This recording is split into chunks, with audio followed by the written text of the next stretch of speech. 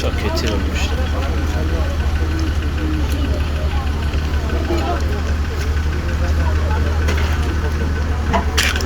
Yaşıyor adam ha. Abi ölmüş. Yo müdahale edin abi. Kapatacaklar seni.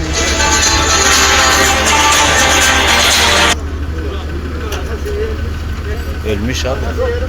Bak şeyine bak. Abi nasıl acaba? Sapsarı olmuş abi. Sapsarı olmuş.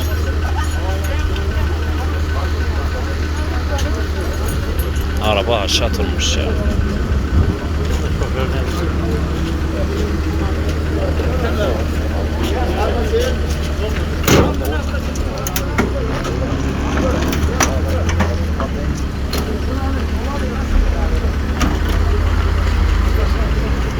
Bir de arabaya gelsin.